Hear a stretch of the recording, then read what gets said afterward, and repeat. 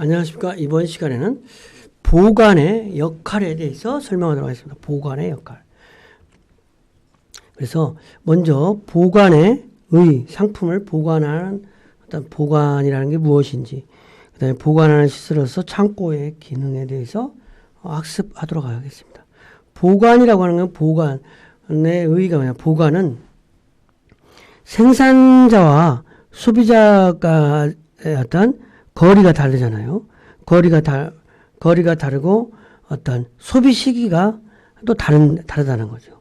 그런 것들을 시간적 효용을 창출하는 것이 보관이다. 생산에서 소비에 이르기까지 어떤 이전을 하는데 거리 조정을 통해서 또 시간적인 생산 시기와 소비 시기가 다르잖아요. 이 다른 것을 해결함으로써 보관의 역할이 있다는 거죠. 요즘은 이제 보관 시설이 너무 잘 발달해가지고 옛날에는 사과를 가을에만 먹는 거였다든지, 일단 늦가을에 주로 사과를 먹는다든지, 뭐 그런 배 같은 경우도 어떤 철이 있었는데 요즘은 보관 시설이 너무 잘 발달돼가지고 사시사철 과일을 먹을 수 있는 어떤 이런 것들이 보관에 어떤 의미가 있는 것일 수 있는 거죠. 보관 기술의 발달과 시설의 발달로 해서 보관의 역할은 세 가지 측면이 있다. 설비기기, 보관 시설이 설비기기가 있어야 또 보관이 되는 거고, 그 다음에 재고 관리가 돼야 되는 거고, 시스템이 있어야 된다.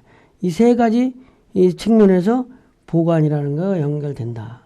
그래서 고객 서비스 최전선 기능을 한다. 보관이라는 것이.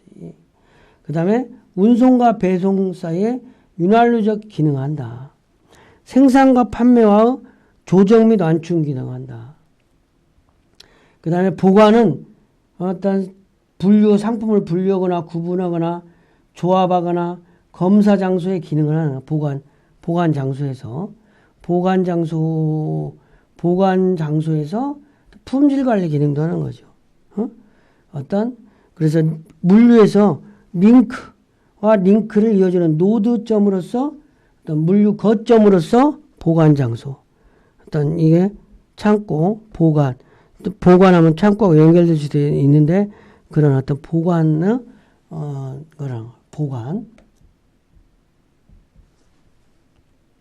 그래서 보관의 개념은 물리적으로 보존하고 관리하는 것이다. 물리적으로 생산자에서 소비자까지 가는데 보관하는 거예요. 생산 장소도 다르고 소비 시기도 다르니까 그거를 해결해 주는 것이다. 그래서 이전에 보관은 저장과 동료로 사용했는데 기업 활동에서 마케팅 지형이 강화됨에 따라서 유동화, 활성화, 고해전화라는 동태적이고 적극적인 지위로 보관이라는 게 발달됐다는 거죠. 보관이. 그래서 보관을 통해서 저장 기능은 당연한 거지만 안전하게 보관하거나 현상 유지, 수급 조절 기능이. 그러니까 옛날에는 가을에 사과를 다 먹고 봄, 여름에 안 먹었는데 수급 조절을 하는 거죠. 물품의 생산과 소비의 시간적 간격을 계속 지속적으로 조절해 주는 거예요. 일정하게 품질을 유지시키면서 상품의 수급을 조절해 준다. 이런 부분이라고 보면 되는 거죠. 그 다음에 가격 조정 기능을 해준다. 물품의 수급을 조그만하게 가격 안정, 양파 같은 거라든지 이런 것들이 너무 풍년해가지고 많이 생산되면 국가에서 이거를 사가지고 비축을 한다든지 양곡이라든지 이런 것도 비축을 해가지고 어떤 가격을 조율을 한다는 거죠. 보관은 연결 기능이다. 물류의 각 기능을 연결시키는 터미널을 써. 그래서 보관은 옛날에는 저장형 창고로서의 기능이었었다. 상품의 안전한 관리라든지 보관의 효율적, 공간의 효율적 사용 이런 거에 주안점이 두어졌다면 현재 지금에서 현재 보관이라고 하는 거는 유통센터, 준비형 창고, 출하 준비를 한다든지 일시적 보관이라든지 흐름을 중시하는 보관 기능이 조금 더 소비 지향적, 생산 지향적으로 좀 바뀌고 있다는 거죠. 그래서 보관을 하는 데는 원칙이 있다. 보관은 상품을 생산자하고 소비자하고 장소적, 시간적 효용을 창출하는 보관은 원천, 대면 보관을 한다. 높이 쌓기 원칙, 높이 쌓아서 보관해. 그 다음에 선입선출 보관. 빨리 들어온 거는 빨리 나가고. 왜냐면 빨리 들어온 거, 빨리 선입선출. 선입. 먼저 들어왔어. 그러면 계속 쌓여. 그러면 선입 후출면 이거가 나가면 제일 먼저 들어온 거가 계속 재고로 남는 거야. 선입 후출하게 되면 가장 먼저 나오는 거가 이거는 유통기간이 지나든가 오래된 제품이 된다. 오래된 제품. 보관은 명료성. 위치 표시. 보관이 상품이 어디가 있는지를 모르면 보관되어 있으면 계속 쌓여 있어가지고 유통이 안 될 수 있는. 그죠? 그 다음에 회전 대응 보관 원칙. 회전 대응. 동일성 및 유사성. 동일한 제품들, 유사한 제품들을 옆에 같이 보관해야 되는 거. 그 다음에 중량 특성의 원칙. 형상 특성의 원칙. 네트워크 보관 원칙. 이러한 보관의 원칙들을 활용해서 보관을 좀 해야 된다는 거죠. 보관을 할 때. 창고의 기능. 창고와 물류센터는 좀 다른 개념이다.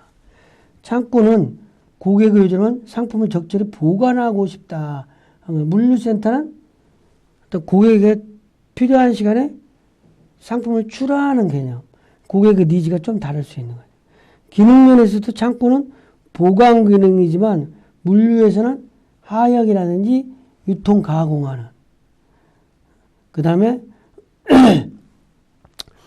창고는 보관 공간 중심이었다면 물류센터에서는 분류 공간 중심이다. 그래서 창고의 기능은 여러 가지 기능이 있겠지만 먼저 보관하는 기능이 우선적인 기능이겠죠. 생산과 소비의 시간 차이를 해결하는 것이죠. 그리고 창고에서는 하역, 상품의 입출하와 물품을 싣고 내리는 입출고, 피킹, 분류 업무를 하는 거죠. 그 다음에 생산자와 소비자의 거리 차이를 해결해주는 수송 기능도 일부 창고가 하는 거고, 그 다음에 포장도 한다는 거죠. 수송, 보관, 하역 중에 상품을 보호하는, 그 다음에 유통, 가공하는, 고객의 요구에 따라 가치를 높이는 소량으로 분류한다든지 상포 붙이기 등 이런 것들을 하는 것들이 이제 창고의 기능이라고 할 수 있는 거죠. 그래서 포장과 유통, 가공을 포함시켜 어떤 4가지 기능이라고 한다. 보관, 하역, 수송 이러한 부분을 어떤 창고의 기능이라고. 그래서 창고라고 하는 거는 창고는 원자재를 보관하는 창고라든지 제품을 보관하는 창고인데 창고는 어떤 것이냐? 물품의 감소 및 변질이 발생하지 않도록 보관할 수 있는 장소로 수요 공급의 조정을 원활히 하며 생산, 판매, 소비 활동에 기여하는 시설을 말한다. 창고 또 운영 형태에서 자가 창고, 자기 창고, 영업 창고, 리스 창고, 돈 주고 리스로 빌리는 창고, 공공 창고, 국가 창고라든지 이런 걸로 분류할 수 있다. 그러면 창고의 기능은 뭐냐? 보관 기능도 많이 있다면 저장하는 기능이다. 창고는 수급 조절 기능이다. 가격 조정 기능이다. 운송비 절감 기능이다. 연결 기능, 매매, 유통 가격, 수급 조절 기능만 좀 더 설명하면 생산이 대량 생산되면 가격이 떨어질 수가 있는 거야.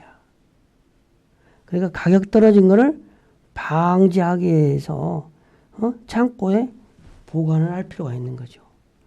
그래서 창고 입출금을 하면 창고도 이렇게 창고가 공급처 입고존이 있으면 보관존, 피킹존, 출하존 해가지고 출고 이렇게 한다는 거죠.